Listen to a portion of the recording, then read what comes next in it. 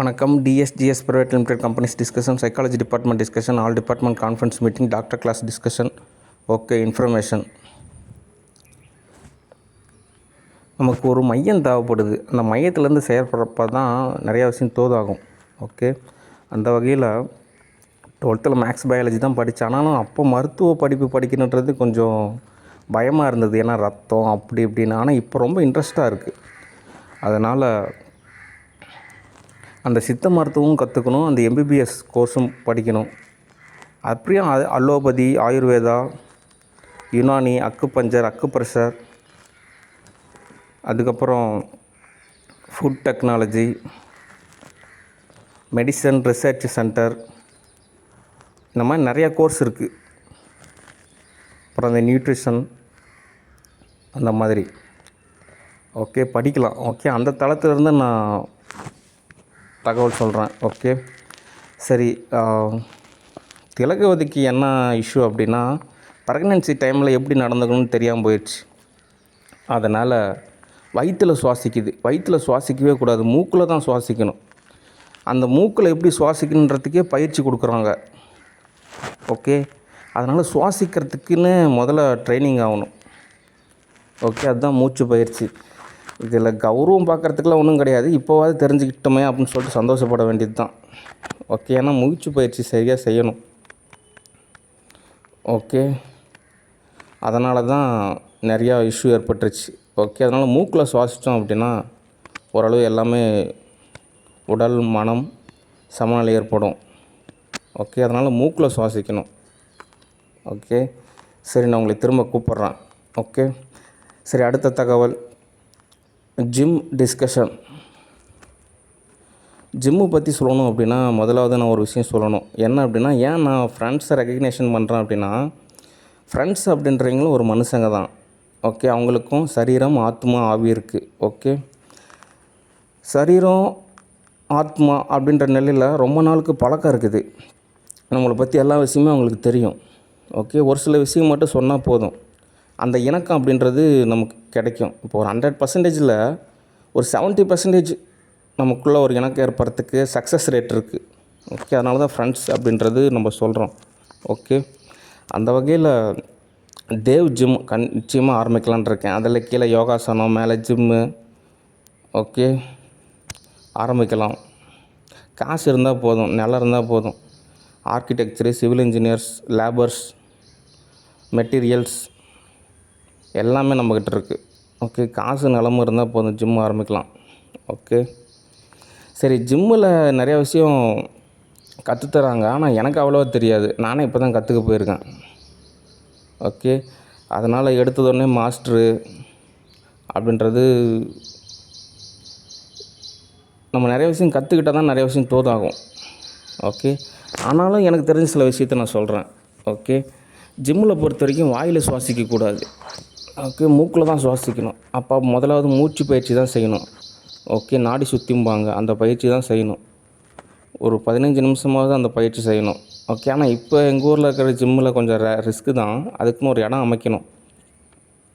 Okay, பேக்கேஜான ஒரு gym அப்படின்ற மாதிரி.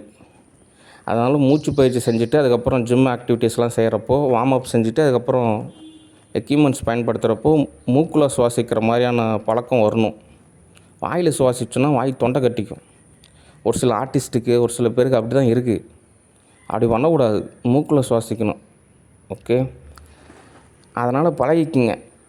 ஓகே, சரி. அடுத்த தகவல்,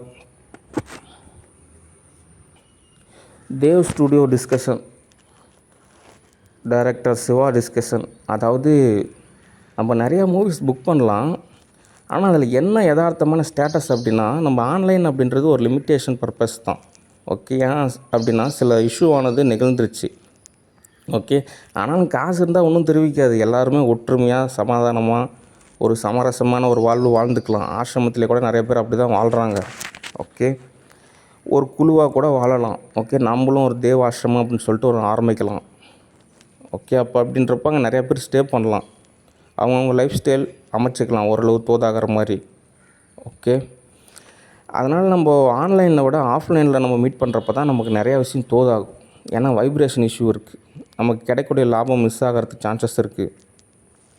அதனால் பெனிஃபிட்ஸும் நமக்கு காலதாமதமாகலாம். அதனால் நம்ம நேரில் டிஸ்கஷன் பண்ணுறப்போ நம்ம ஓரளவு எல்லாம் தோதாகிற மாதிரி அமைச்சிக்கலாம். இதுக்கு என்ன உளவியல் ரீதியான காரணம் அப்படின்னா,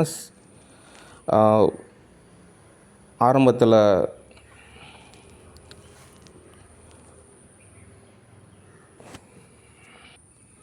இறைவன் அப்படின்ற ஒருத்தர் இருந்தார்.